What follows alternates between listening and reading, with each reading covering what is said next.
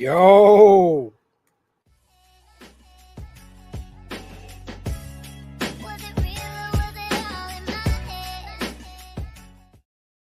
What's up, Raider Nation? Welcome to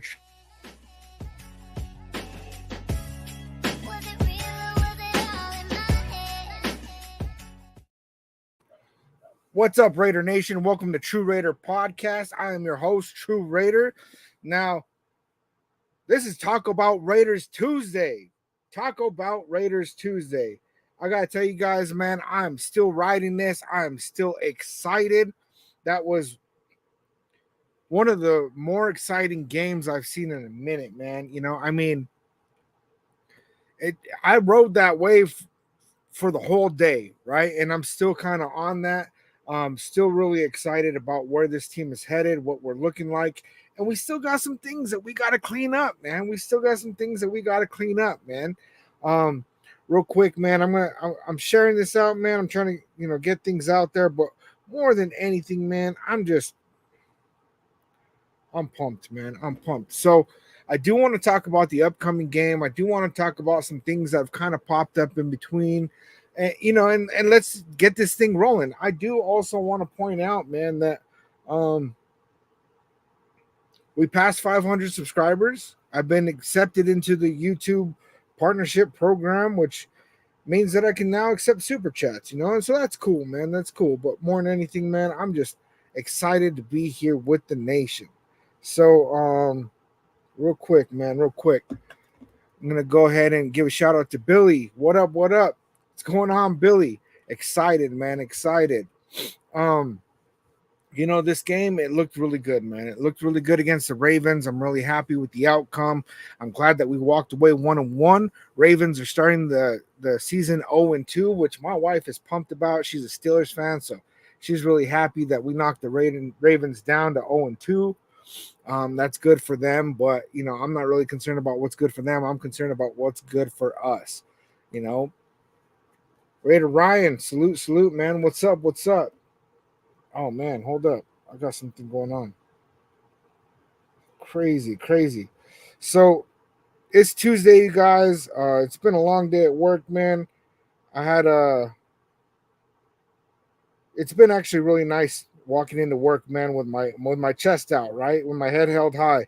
It's funny because last week when we lost against the Chargers, a lot of people were talking smack, man. A lot of people were, oh, what, you're not a Raiders fan this week or what? Because I didn't have any Raiders stuff on. It's like, no, I had some important meetings that I had to do, man. So I had to show up professional, man. But this week, you best believe I walked in Monday with my Raiders stuff on. Real quick. Sorry, guys. When you're a small page, man, and you're just trying to get out there and grow, it takes a couple of things to just kind of share out there and start to grow, man. It'll be a process. It'll be all right. I'll find where it is. I'll find where it is. Shout out to you guys up here in the building, man. So I do want to do some share screen. First thing I want to talk about, man. This was Devontae Adams and Rob Gronkowski, right? And this was on the Up and Adams show. I'm sure you guys have probably seen this. If you guys haven't seen this, this was quite a trip, man. This was quite a trip. It says Devontae Adams compares Brock Bowers to NFL legend. The Las Vegas Raiders shocked many people by coming back from behind to beat the Baltimore Ravens. They hadn't won a game in which they entered the fourth quarter trailing by 2 digits in years. There's actually 49 games straight that we had lost if we entered the fourth quarter trailing by 10 or more points. So we almost hit that 50 mark, man, and we came back. And it was a testament to Antonio Pierce's coaching and stout defense. More than that, Brock Bowers also made a big impact in the passing game. The rookie tight end out of Georgia was on a roll in the entire game, hauling in 9 receptions for 98 yards. When asked about him, Devontae Adams gushed about his talent and skills as a pass catcher. In fact, he told Kay Adams and Rob Gronkowski that he actually reminded him a little of Gronk. So I don't know if I can play the clip, man. I don't think I can play the clip. Not trying to get dinged. All right. So Gronk claimed to be a big fan of Bowers since his days in college over there at Georgia. And while he thinks he's not as physical as he was in the trenches, he believes he could surpass some of his numbers as a pass catcher. Gronk also pointed out the fact that Bowers' 15 receptions are the most ever by a rookie tight end in his first 2 games. So he's clearly off to a great start to his career. The Raiders entered the season with one of the worst QB situations in the league, at least on paper, so some thought Bowers would have a tough time finding his groove right out the gate. That clearly hasn't been the case thus far, and it seems like the Raiders have found a true star in the making. Man, true star in the making. And that's really amazing to me, man. Really pumped with the pickup of Brock Bowers.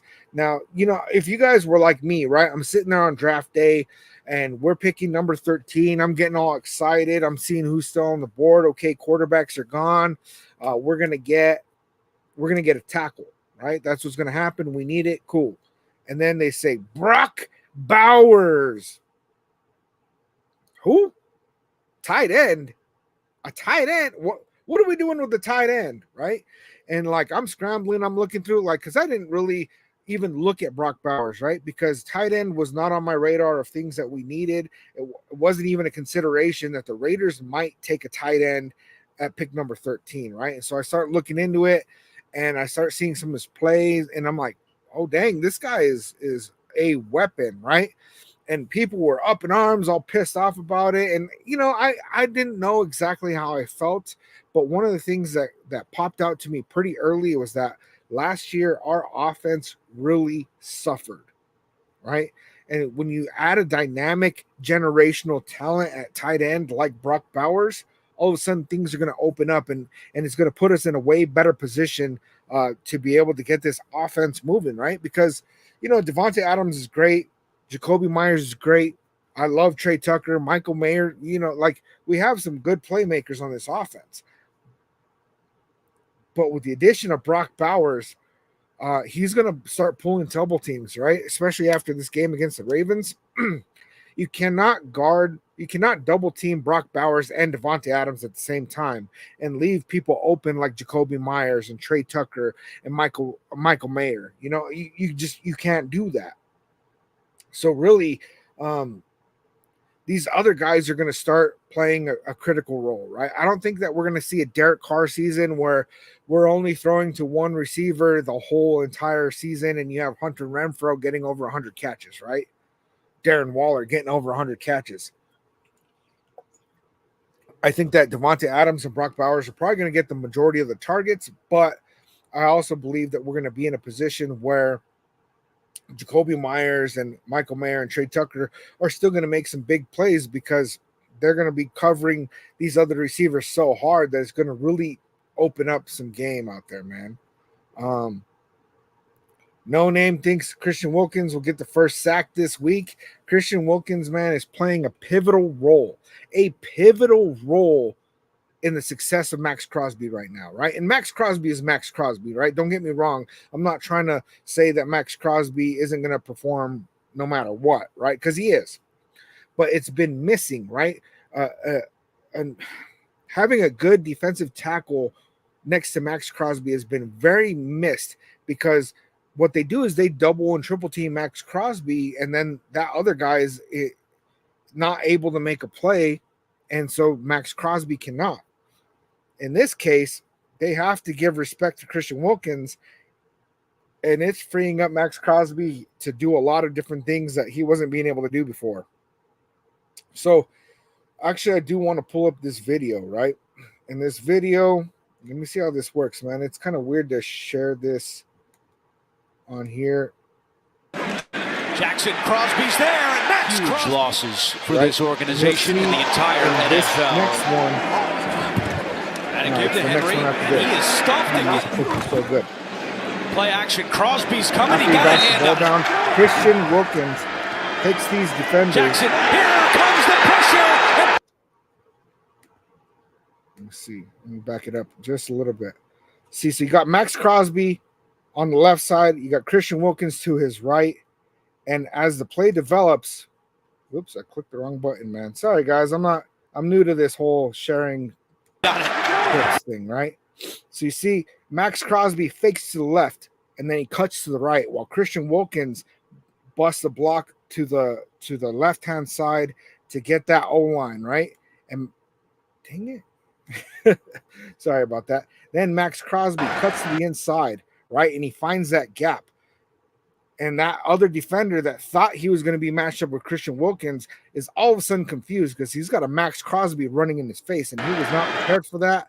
Didn't even barely touch him, man. Max Crosby comes in, gets the big sack. Luckily, this was against Lamar Jackson, because if this was not against Lamar Jackson, if that was a Patrick Mahomes, he would have got a rough in the pass. Right, even though he did a good job of not falling with his body weight on top of him and things like that, I already know how that goes, man. They used to protect Brady. They protect Patrick Mahomes. It is what it is, right? I'm not even tripping on that, right? What I am seeing right here is that Christian Wilkins is playing a big role. Comes the pressure, and guess who? Max Crosby. And then Christian Wilkins at the end of that jumps over Max Crosby, man. This is a 300-pound dude jumping over Max Crosby, who's 6'5", and yeah, he pushed him down a little bit, right? But that boy Christian Wilkins got some hops, man. That was crazy. I really like that. So No Name still on the fire Getsy. Hold up. How do I stop sharing this? My bad, guys.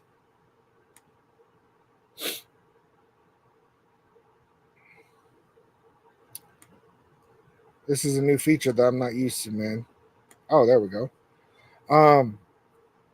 It's still hashtag fire Getsy, watch him regress, and call failing runs. So it's really hard to determine what's causing our run game to fail so badly, right? Part of it is like, is it the offensive scheme? Is it Zamir White? Is it our offensive line is just failing that bad? And I think what we got a little bit of all of that. Also, this whole idea of being a run-first team, they're expecting it. We've been saying it all offseason. We're going to be run first, win in the trenches, run first. And I don't think that this is going to be this offense's identity, right? Because what we saw in that fourth quarter against the Ravens is what I was saying before the game. Let's open it up in the passing game, right? Let's get that passing game rolling. Once you get that rolling, then you're going to get some runs in. And that's exactly what we saw. The few runs that we did get in were because we had been passing the ball. And so all of a sudden the run game opened up a little bit. And that didn't get executed greatly. It really did not. It did not. Let me see. Where do I find this other thing, man?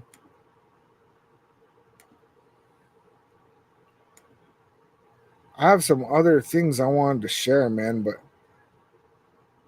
it's funny. I can't play around with this software unless I'm actually live. And so I haven't really figured it all out, man. So bear with me, man. I'm not tech savvy, man. That's not my jam. I guess I'll just I'll see what I can pull up on my phone, right? And one of those things is talking about our offensive line, right? It says it's pretty wild when you look at how poor the Raiders' offensive line has been to start the season. Most sacks allowed, 9. Fifth lowest pass blocking efficiency, 80.7. Eighth most pressures allowed, 23. 4 of their O-line rank in the bottom 12 of the league in run blocking grades per PFF. Yet they're 1-1, and Gardner Minshew has still been able to complete 77.5% of his passes, first in the NFL, and throw for 533 yards, tied for second most. Dude's not getting enough credit for overcoming these issues up front with 0 running game to back the defense off. See, and so our offensive line, man, is doing terrible. It's doing absolutely terrible right now. And for Gardner Minshew to be, yes, he got sacked 5 times, right? 3 of those were allowed by our left tackle, Colton Miller. And even though he got sacked 5 times and we had no running game, we ran for 27 yards the entire game. We are still able to come out with a W. So only imagine, right? Only imagine what this Raiders offense can look like if Zamir White or Alexander Madison start figuring this out, man, and start really getting this run game running. And Antonio Pierce was talking about, like, we might have to be looking at personnel changes if this doesn't start to click, right? And I think what he's talking about is offensive line. Right now, Antonio Pierce is definitely blaming the offensive line for us not being able to get the run going. I agree with that because they're doing so poorly, right? Like, I've watched a couple of tape breakdowns where it's just showing our offensive line like really not doing what it's supposed to. But what I'm also seeing is Zamir White is doing what he did in the few snaps that he got early in the year last year, right? Instead of what he was doing later in the year. Later in the year when he had his success, there was a big key to Zamir White's running game, and it was that he wasn't just running straight in, because that's what he's doing, right? He's grabbing the ball. He's got an assignment. There's supposed to be a gap that opens up here, and he just runs straight into it quickly, and that gap is not opening up, and he does not have the vision to be able to make a decision on that, right? To be able to change that up. And so since he lacks that, he's just running straight into their defensive tackles. He's just running straight into a pile, and he's getting nowhere, right? And so at the end of last year, right, in those last 4 games where he was having running success, there was a difference that started to happen, and that was that as soon as Zamir White would get the handoff, there was a hesitation first and then a run, right? And it wasn't very long, but he would give it a second to kind of develop. That way he could see exactly where he was going to run, and then he was getting these big breakout runs from that, right? And so I'd really like to see if Zamir White could tweak his game a little bit in order to give himself a higher rate of success. Because, yes, the O-line definitely is to blame, right? They're getting awful grades. But I don't think that they are solely to blame. Somebody else was pointing out how Alexander Madison, when he ran for that touchdown against the Ravens, that he ran straight through. He didn't even hit the ground. He got into the end zone on his feet. They're saying, well, Alexander Madison's being able to do it. Zamir White is not. That is not what I saw. What I saw was that Alexander Madison had 4 carries for 1 yard and a touchdown. So if Alexander Madison was being able to do it and Zamir White's not, I would think that Alexander Madison's going to have some rushing yards, and he did not, right? And if this is the case, right, if this is the case that Alexander Madison has the vision to be able to run in this scheme, put him to run then. Stop giving the ball to Zamir White. If he's just not going to figure it out, then stop giving him the ball, right? But what it looks like to me is that Alexander Madison's not being able to do it either. And if that's the case, then yeah, we got to turn to our offensive line. I think that we have a combination of both. That the running backs aren't making the proper adjustments and the offensive line is just collapsing and not being able to get it done. So let's see. What was the other one, man? There was another thing I wanted to bring up too. And I know it's early, man. I know it's early. But I came across this thing on Facebook, man. I thought it was hilarious. The only NFL QB to throw for 250 plus yards in both week 1 and 2. It has all these QBs with an XXX, and then it has a check mark next to Gardner Minshew, right?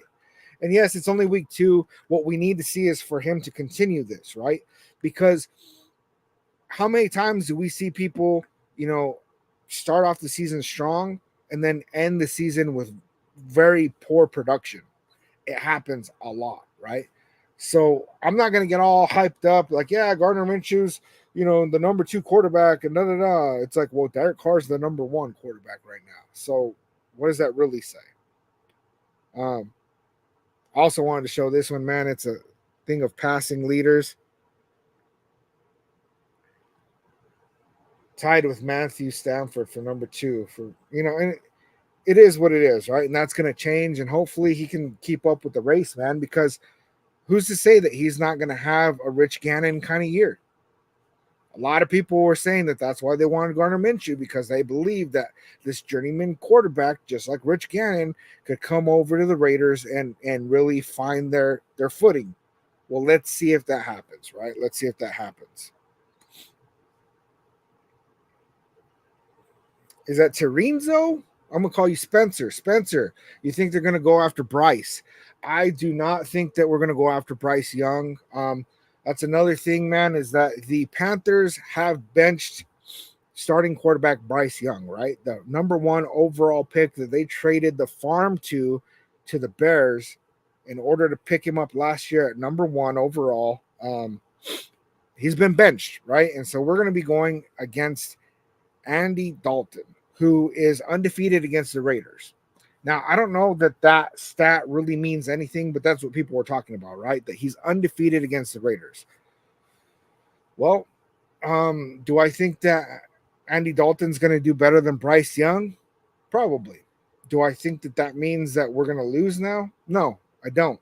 I don't think that we have a Raiders team that's going to go in and just say, yeah, we got the dub on this game and it's a wrap. No, this is our home opener. We lost against the Chargers, who we should have beat. They're in our division. That's a game that we cannot be losing, right? So we went in there to Baltimore against this Ravens team, and we put up the W, right? They're in the AFC. We need that. So now we're going to go into our home opener against the Panthers, and we got to put up the W, right? We got to start 2-1. If we start 2-1, I'm not even tripping, because that's what I had us projected to start the first 3 games. I figured we're going to beat the Chargers, we're going to lose to the Ravens, and then we're going to beat the Panthers. Boom, 2-1. Well, it got kind of mixed up. We lost to the Chargers. We beat the Ravens. We need to go beat the Panthers, right? So I don't think that we're going to go in there, underestimate them or anything like that. Let me see. There's another thing I wanted to bring up, man. Jacorian Bennett, right? Pass breakups. Jacorian Bennett is tied for number 4 with 3 pass breakups, right? What we have is Brian Branch from the Lions, Denzel Ward from the Browns, and I don't even know how to say his name, man. Benjamin St. Justy from the Commanders. All 3 of them are tied for number 1 with 4 pass breakups. And then Quinyon Mitchell with the Eagles. This is a guy that I wanted us to pick him in the first round. Jacorian Bennett is tied with him for pass breakups with 3. And this is a guy that in college, Mitchell had 27 PBUs, man, which is amazing to me. Right now, Jacorian Bennett is tied, right, with 3. And that's really an amazing stat right now, right? Because there was a lot of concern over the offseason of what are we going to do at corner? What are we doing with this extra money that we're not spending? You know, we need to go out in free agency and get some veteran corner, and it wasn't happening. And then I was starting to get stressed out about it, right? Like, well, why aren't we going to do that? And then we started getting some news from camp that, like, hey, man, they really believe in Jacorian Bennett. And it's like, okay, well, I liked his tape coming out of college. He came into the NFL his rookie year. He was very grabby, got a lot of bad penalties at really bad times, and he ended up getting benched, for Amik Robertson. And there's a big question mark, and so it's really good to see him really developing and coming into his own and being in a position where he's really playing really good, right? And there's 2 really big plays there that our secondary really, really showed up and helped us win this game, right? And one of those was there was a pass into the end zone, and Jacorian Bennett got up in there, man. Trayvon Merrick was right there with him, but Jacorian Bennett got in there and broke that pass up. Would have been a touchdown. If Jacorian Bennett was not on that, Trayvon Merrick was not going to stop that play. He was right there, but he wasn't going to stop that play. It would have been a touchdown. And then they're on that final drive, right? They got 27 seconds. We're up by 3, and they're trying to drive the ball down the field. And there was a pass that Lamar Jackson made on the sideline, and it was going to put them in field goal range. The receiver catches it, and here comes Jack Jones. Boom! Knocks it out. I love how he stood there on the sideline too, just boom, just straight flexing, right? Because that was a game-winning play. Because all of a sudden they're not in field goal range. They can't kick it and take us into overtime. And who knows what happens if we go to overtime, right? And so our corners really showed up for us in this game, man. They really, really did. No name. They need to focus on the Panthers. Remember that one year they overlooked the Jets and got whooped on? I'm thinking about last year when we overlooked the Bears. They didn't even have Justin Fields. They had Tyler Bagent. This guy was a UDFA. He was like from like a small school even. Like this dude was not expected to go out there and do anything. And they whooped us. They absolutely whooped us, right? And in recent history, we have seen the Raiders many times go out there in a game that is supposed to be a gimme, right? We're supposed to just go in there and win this game, whatever. Let's just look on to the next week. And then all of a sudden, we're walking away from that week with an L. And we cannot afford to do that. If we're going to lose to the Panthers tomorrow, we have much bigger problems. Then that means that we're going to be clawing and fighting just to maybe win 7-8 games. And we can't be having that, man. You know, I took another look at our schedule, you know, after this game against the Ravens, and I'm looking at these teams that are coming up, man. And, you know, I got to say, man, like there's a lot of winnable games. There is a lot of winnable games coming up, and I don't want our team to get too focused on thinking, oh, yeah, we're going to be able to stack these, da-da-da. Like, we need to look at every game like how we did against these Ravens. We need to go out there and we need to give our all, play 4 quarters, and get that win. So, really, if we go week by week, focus on the Panthers. The Panthers, you know, they got a defensive tackle that's out. Actually, let me see if I can pull up I don't think there's an injury report yet. Let me see. Raiders, Panthers injury report. Because I know that they don't have. Well, for one, they benched Bryce Young, right? And then, hold up. They benched Bryce Young, so we're going to get Andy Dalton, and that's not because of injury. That's because they're just really not happy with this play, right?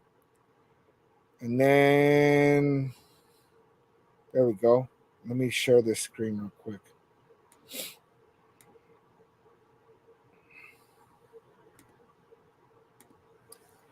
All right. So what we got here is so far, Panthers injury report is Ian Thomas, tight end. He's on the IR. Amari Barno, linebacker, out. DJ Wonham, linebacker, out. Jonathan Brooks, running back, out. And then we got Tyree Wilson, questionable. Cameron Richardson, questionable. Jackson Powers Johnson, questionable. And Divine Diablo is questionable. He's got a hip injury.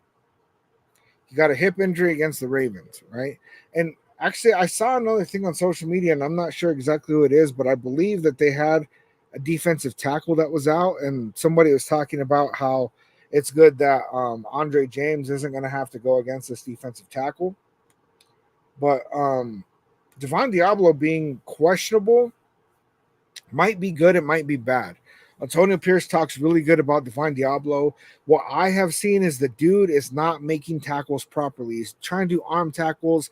I was showing some tape the other day about, you know, against the Chargers where he was just straight running into offensive linemen instead of staying a couple of steps back and waiting for the running back to come up the open lane, because he could have made those tackles, but instead he just ran into an offensive lineman for who knows what reason, right? So I don't know who we would end up starting instead, and I think that we'll find out in the next couple of days.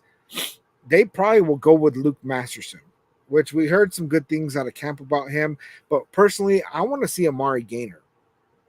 I think that Amari Gainer would really step into that role. He already proved it in preseason that he makes really good tackles.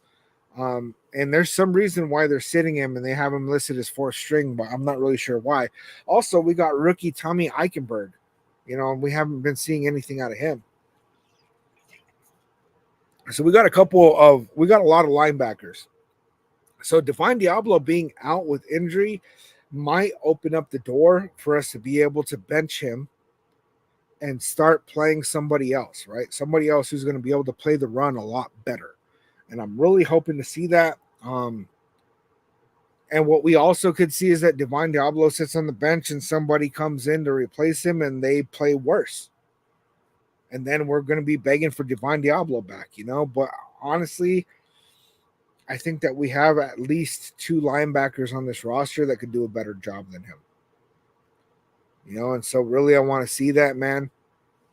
Anyway, man, I'm really just doing a short one tonight, man. I got a real busy week coming up and weekend, and I'm not going to be able to spend a lot of time with my kid, man.